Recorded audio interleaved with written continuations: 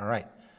You're watching Public Affairs. Berkowitz is my name, and politics is our game. And, well, I don't know, folks. We may be doing politics today. We may be doing public policy. We may be doing political economy, because we have as our guest Luigi Zingales. He is a Booth School of Business professor at the University of Chicago, which means he certainly knows economics. He has a PhD from MIT in economics. Is that right? That's correct. Okay. He thinks he understands everything that happened in 2008 when we had the big crash.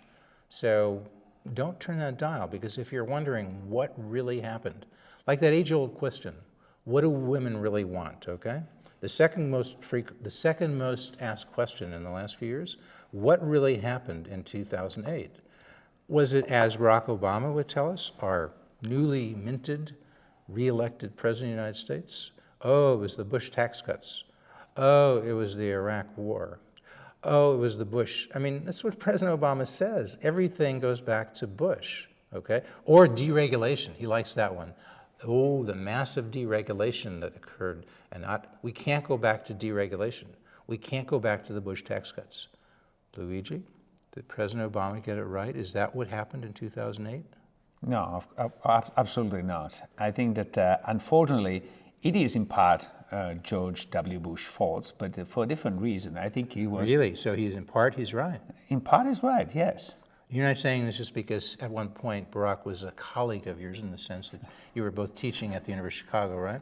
No, absolutely You've not. been teaching there since what year? 1994? 1992. 1992, excuse me. Yeah. Goolsbee finished and came over there. Did he come there in 94? Yeah, I think so. So your colleague, Austin Goolsbee, is he somewhat subversive because was he chairman of the Council of Economic Advisors? Yeah. Under Barack Obama? Yeah. And now he's back on the faculty? Yes. You know Austin? Oh, of course, very You well. like him? You good friends? Yeah, I'm a good friend. I disagree on many issues, but I'm a good friend. I was just kidding. We wouldn't say he was subversive. Austin, we're just kidding. We're hoping to have Austin on the show soon. We're fair and balanced. He has one perspective, you have another. We respect everybody, right? Your colleagues. Absolutely. You don't agree with him on many things. Yeah. But you're saying Obama is partially right when he blames some of the crash of 2008 on the policies of George W. Bush? Absolutely. I think that the problem is actually predates George W. Bush, but I think the problem is that we have deviated from the traditional good free market system toward a form of crony capitalism that is supported both by the Democrats and part of the Republican establishment. So the fact that banks became so powerful and too big to fail is in part due to the Bush's administration policy, but supported by the Obama policy. So I think that Obama did very little to fix that problem. Was it when Barack was running for president in 2008? Mm-hmm. Would you say the crash started in 2008, or would you say it started before? How do we date these things? The seeds of the crisis were planted much earlier than that. When did the crash actually start? You know how, like, the National Bureau of Economic Research dates when recessions occur, right? And sometimes they wait a few years to decide when it really occurred. Sure. Because there's no hurry. If you're an economist, lots of time. Say it's 2008 and you feel a recession coming on. Oh, just wait till 2010. And the NBER, as we used to say when I used to be an economist, National Bureau of Economic Research, they would get around to telling you, did the recession start in 2008, right? Yeah. Same thing. So the crash started that I'm referring to as the crash of 2008. Yeah. When did it really start? In 2008? Not the seeds, but the actual crash. The actual crash in 2008, yeah. Probably sort of the key event was the default of Lehman Brothers, but I think that... Which was roughly when? Was September 14. 2008. Yeah. Lehman Brothers fell. Yeah. And by fell, we mean what? They declared bankruptcy? They filed for Chapter 11. Yeah. Filed Chapter 11. Okay. It happens all the time. Look, we see these ads. My good friend Peter Geraci. Okay, you see these ads. Geraci says, you got problems, you got bills. Don't worry, just file for bankruptcy. It's not a problem. I mean, Mr. Geraci wouldn't lie, and the same thing for Lehman Brothers. You got a problem? Just file for bankruptcy. What's the big deal? Now, the big deal is that there was a perception that was definitely very rooted before and has become very rooted since, that large financial institutions like Lehman will not be left fail. And this sort of policy actually was very much championed by Robert Rubin as a Secretary of Treasury at the Clinton administration, and then became actually chairman of Citigroup in which position he heavily sort of lobbied to make sure Citigroup will not fail. Will not fail. And I mean, all's fair. Look, you couldn't be critical of Rubin for doing that, because we have here the Constitution of the United States, which is a little dog-eared. But, you know, I went to Chicago Law School, and, you know, Gerhard Casper, who at that time was teaching at the law school and went on to become president of the Stanford University, he said, Jeff, just put it in your pocket like that, and then whenever you have a problem, like you wonder about something, you don't leave home without it, because you look in this Constitution and it says, well, banks have the right to lobby, don't they, to assemble, to ask government to address their grievances. It's right here in the Constitution, right? Absolutely. They're not doing anything wrong. Yeah. Rubin didn't do anything wrong. Citigroup didn't do anything wrong. They went to the government and they'd said, Actually, to be fair, in a sense, Rubin, he lobbied even for Enron not to fail, and he did not violate any law because Clinton, when he was stepping down, changed the law that allowed people to just step out of office to lobby the previous office for favor. So I think that was correct, but borderline. And I think that maybe somewhat unethical, if not illegal. It was definitely not illegal because the law has changed. I think it's unethical. Yeah, and I think it's also unethical to sort of lobby heavily to save a bank and then walk away with $100 million of compensation, basically for having saved that bank. I think that I don't find it. It's not illegal, but I don't find it particularly ethical. Okay. But we're, and my fault, we're getting off the point. So Lehman Brothers fails in September 14th, and you're saying some people thought it was a big deal, and maybe the government should have stepped in and bailed them out, right? Some people some people say that. Absolutely. And some people say they shouldn't. I'll say with you, Professor Luigi Zingales, you're our expert for the next 25 minutes. Okay, so what I want to say is, number one, there was a third way between doing nothing and let them fail and bail out all the banking sector.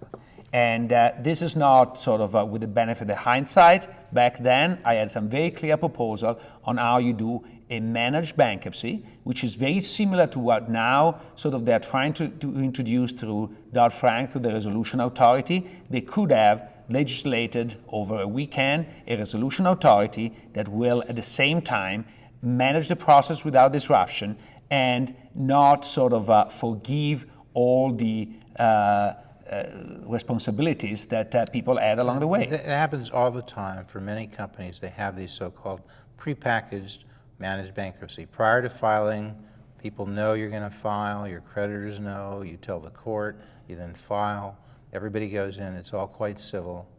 And that happens with many smaller companies, large companies, but nevertheless maybe not as large or as important as Lehman Brothers. And the auto companies, for instance, many people, Mitt Romney spent the entire campaign, well, that's exaggerated a little bit, much of the campaign saying he didn't really want to hurt the auto companies. He just wanted them to go through what you would call the managed bankruptcy, as opposed to what Barack Obama did, which was, here are you guys, you're my friends, you're the unions, you help me. So the auto companies did file for bankruptcy, but I'm going to help you. Am I being too harsh? Is that what Barack did with the auto companies? Actually, you're not harsh enough. I think the difference between Barack Obama and Romney was not on the managed bankruptcy. Both agree that GM had to go through managed bankruptcy. Right. The only difference is who to reward in that bankruptcy. I think that Obama made a concerted decision to help the unions. That decision politically paid out. Part of the reason why he won Ohio is because sort of... when was that decision implemented? After he was elected in 2008? Absolutely, and then became president in 2009? Yeah. And his initial person advising him on that was not Austin Goolsbee, or was it Austin Goolsbee? Actually, I think that the main role there was Larry Summers. Larry Samuels from Harvard. Yes. Okay. Larry Summers, okay. Larry Summers, yeah. Excuse me, I misspoke. And he was his main advisor. I don't know what his role was, national economic policy guy or something. Yeah, I think. But he was his guy. But Goolsbee was an advisor of Barack Obama. A lot of people don't realize, going back to when he ran for the U.S. Senate in 2004. So do you think Obama might have turned to Austin and said, what do you think? Or do you think Summers was more in this area than Austin? We'll have to find out, and we'll ask Austin, but I want your perception. I think that Larry is a bull, and it's very difficult to resist. And he's a Austin, bull? a bull, yeah. He's very strong. And And Austin is sort of very good at holding his own, but I don't think he's a match for He's Larry. a little more laid back, and he's a lot less senior. Exactly. He hasn't been in Washington before then. He was advisor to Barack when he was running for the U.S. Senate, advisor to him during the campaign. But Summers has been doing this with a variety of people For a long time. So because, I you think, know, they used to say this about Chicago and Harvard. Back before Reagan and before Chicago types worked in the Reagan administration in the 70s, and you say, you know, you can go to Harvard if you want to become an economist, get your PhD, and turn left, and you're in Washington. Or you can go to the University of Chicago, get your PhD, turn right, and you're nowhere. Because, you know, the University of Chicago PhDs, they went nowhere because it was all the Democrats in D.C., right? Mm-hmm. And even the Republicans, when they were there, they didn't go to the University of Chicago for wisdom. They'd go to Harvard or MIT. That's all changed, of course, right? of course. And now Austin Goolsbee is at the University of Chicago. He went, well, I don't know, would you say Austin's on the left or right, or where is he? With respect to whom? Well, in the It's grand, to my the grand- left, but in the grand spectrum of important, influential economists who advise politicians, he would be center left or far left or what? oh, I think he's center left. Center. I think he And has you a would be very pretty strong sort of micro basis, and so he will rarely say something sort of controversial on the microeconomic policies. On the macro stuff, he's less his cup of tea, so he's less aggressive and he's more willing to be swayed by sort of the politics. Because you have to do that, whether you're on the right or left. If you're going to be advising a person who's either running for president or president, partly you're giving advice, but partly you're coming up with things that they already decided what they want and they need a justification. Yeah. Fair? I think Not it's just, fair, yeah. you know, Mitt Romney could do it, Barack Obama, so it's not a right-left thing. Yeah. It's the nature of the world. Absolutely.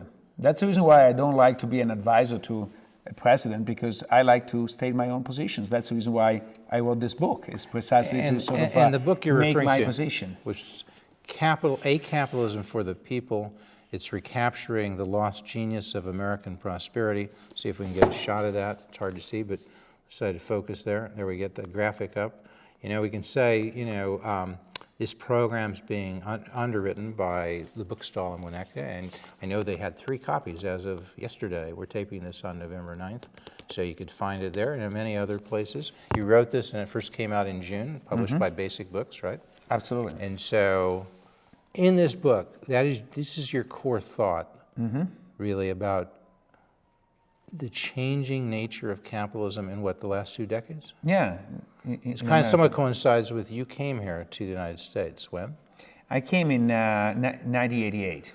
Okay, in 88, and you were Italian citizen, right? You're now U.S. citizen? No, I'm still in. You're still an Italian citizen. So you're benefiting, in your view, because America is still a meritocracy. People decide things in terms of who moves up in the corporate world, in large part, who gets to start a business, who gets to teach at a university based on your merits. Absolutely. In Italy, more based on what? In essence, we invented the term nepotism. You did, okay. Yeah, Yes. and we still live by it. And in Italy, it's much more important who you know rather than what you know. Even emergency room doctors are often chosen based on political affiliations. And in the old days, it used to be that the only way to have social promotion was to marry well. Now, the only difference is that you have to sleep around well, but sort of the substance is pretty much the same. So in the olden days, you need to marry well. You're saying currently you need to sleep around well. Yeah. That's in Italy. Yeah. I mean, and in the United States too, you often hear this saying, you can make a fair amount of money by being legit, by being honest, by going to school, getting a degree, getting a good job, and then working. But you'll never really get a lot of money. To get a lot of money, you got to be born with it, you got to marry it, or you got to steal it. That's not true. I think that this That's is not what really is true? No, think On about large part- something large like part- Bill Gates or Mark Zuckerberg. He didn't steal it? Yeah. No, I think that They made it. There are a lot of people who say Gates stole a lot of concepts. He stole a lot of things that weren't his, and he marketed it as his. You disagree with him? I think you think fundamentally he did it I legit? disagree. Yeah, I think He that came up with Microsoft and those products. He and his friends did it in the garage. Then they got bigger. Mostly he and then marketed the hell out of it. I think he had a different vision, and he marketed very aggressively, and he had a good changed the product, world. and he had a good product. He had a decent product. And So you're saying he marketed better than the product really was. His skill was not in coming up with this great product. His skill was in I marketing think it. it was in the vision of what you could do with that, like Mark Zuckerberg, like a lot of other people. Like And- Steve Jobs. Like Steve Like Jobs. this, like the smartphone.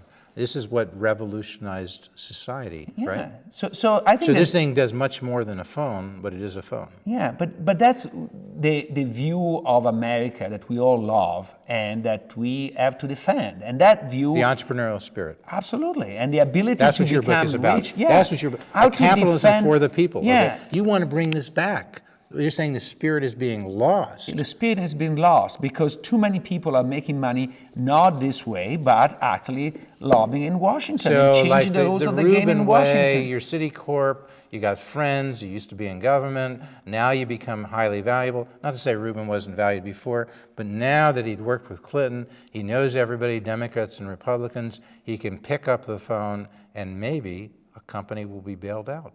Absolutely. It's worth hundreds of millions, billions of dollars, that power that Rubin has, right? Yes. And a lot of people have that now. Yeah, and the bigger is that power, the more people want to go to Washington and make friends in Washington rather than studying, innovate, bring new ideas to market. I see what this created in Italy. I don't want this to happen here. And this could lead to, we see these ads on TV. I'm not sure who sponsors it, but you see somebody Chinese talking to the students, and they say, America fell prey to the same problems of all empires, the Roman Empire, so forth. I'm not sure what they say the key is, but they then end up saying, like debt. He said, China, they ended up owing so much to China. China controlled the United States. Mm-hmm. Is there something to that? I think there is. Or is that a mistaken notion? I think there is definitely a notion that once you have a very large debt, your ability to be a superpower is limited. And that's the ad says, and I forget who does this. It's an advocacy group, but the ad says they forgot the basics. They forgot what made them great. The Roman Empire, all empires, if you want to call the United States an empire, they forgot what made it great. You would perhaps agree only to the extent that you're saying what made America great was the entrepreneurial spirit, and what we're losing is the entrepreneurial spirit. Is that manifesting itself in any way in the debt, or is that just an extraneous issue? No, the two are connected because once you have an efficient system, once you give everybody a fair chance to succeed, you can create consensus without giving away entitlements to people.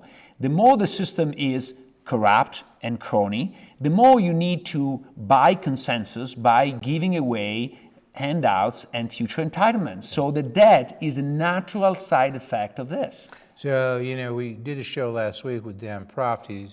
You may have seen that, talking about what's happened in Illinois, $100 billion, $200 billion unfunded pension debt. Yeah.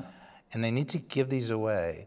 They need the powers that be in Illinois who control the political aspects. They need to have something. So they take money that was supposed to go into the pension funding, whether they were too generous or not, and they put it somewhere else, and they give it to their cronies, and their cronies give the money back in a form so they can, for campaign contributions, and the same thing is going on the aggregate in the United States. Absolutely. Actually, Illinois So politics... Obama has, in a sense, become the master money launderer. And I don't say that, because Romney probably does some of this too. They all do this.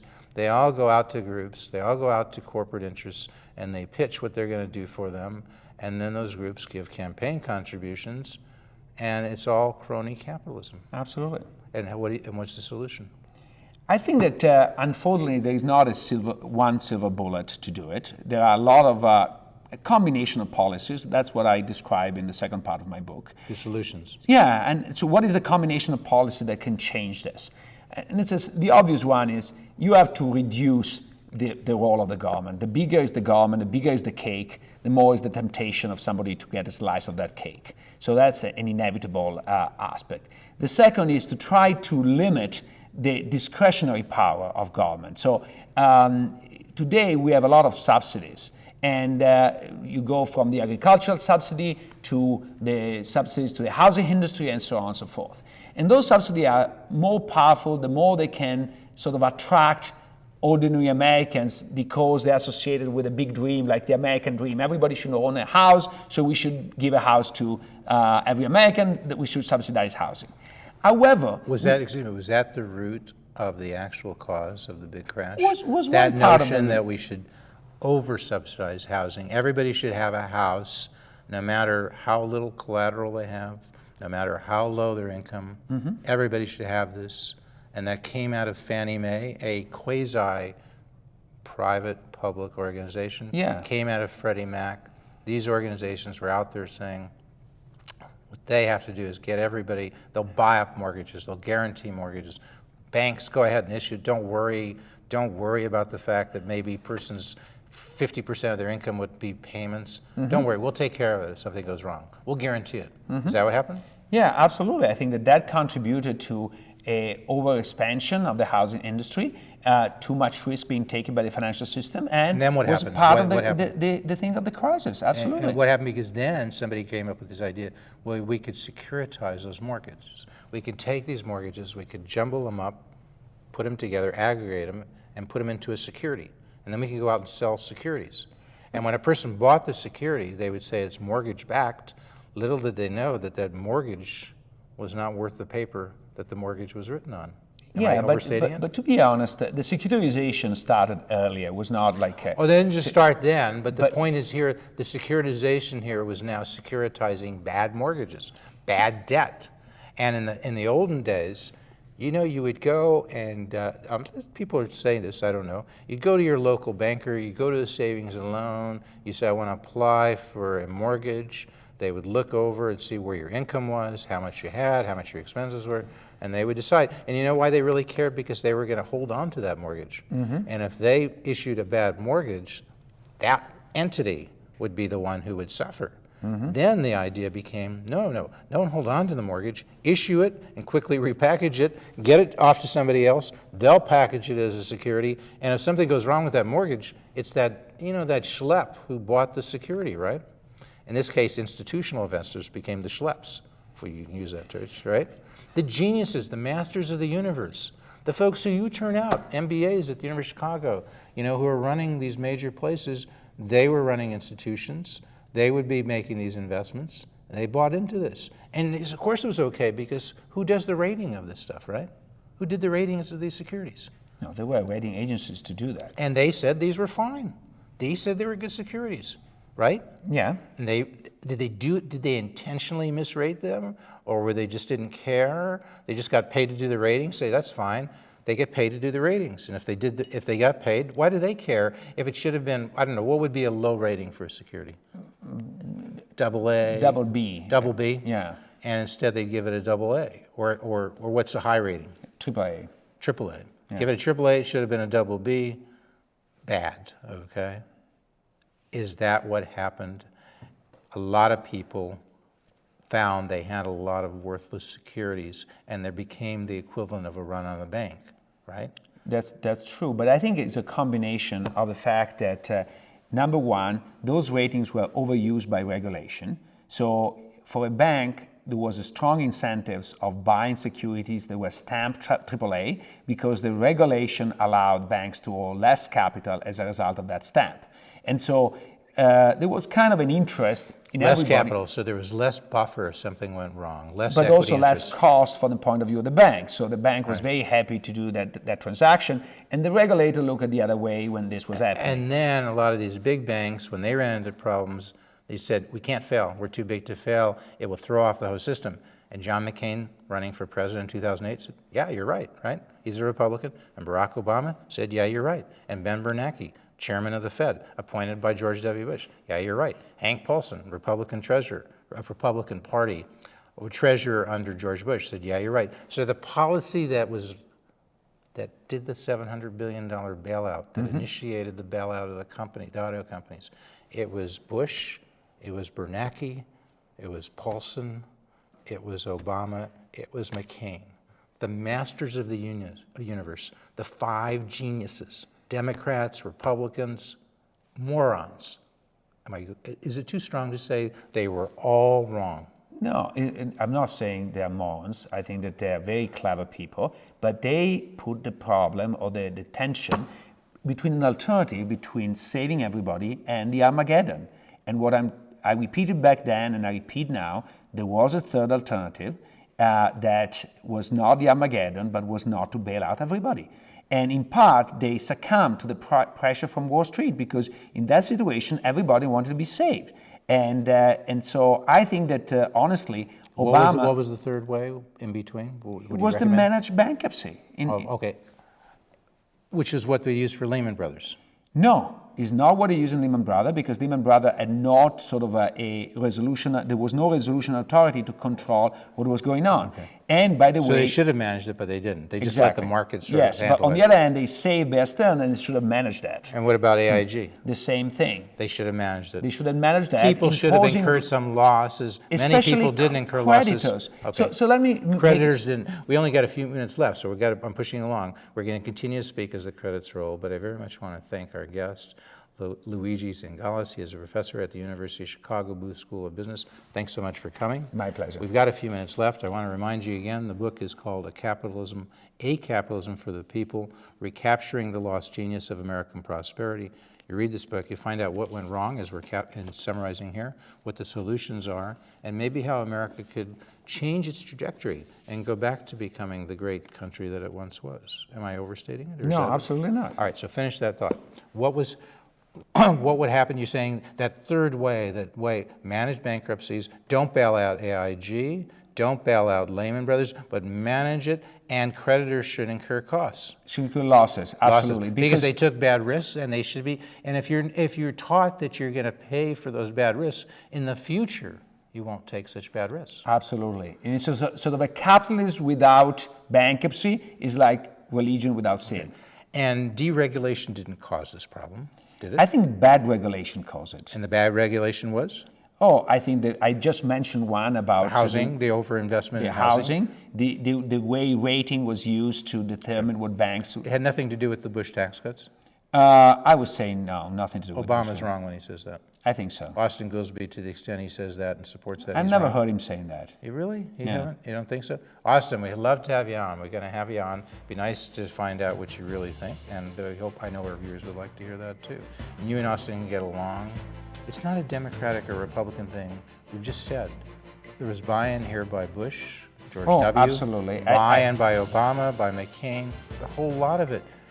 Do you think Barack Obama ever took a course in economics? I mean, he was here for 6 shows. I never really asked him. Do you think maybe he really never took a course in economics, or was it just all Keynesian economics? I think he never took a course in economics. Okay. But even if he did, it would be Keynesian economics. I mean, he went to the Harvard Law School. He went to Columbia.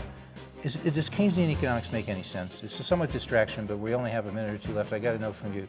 Keynesian economics says, okay, what's happening now? We've had this high unemployment. We've had this one of the worst recoveries ever. Why?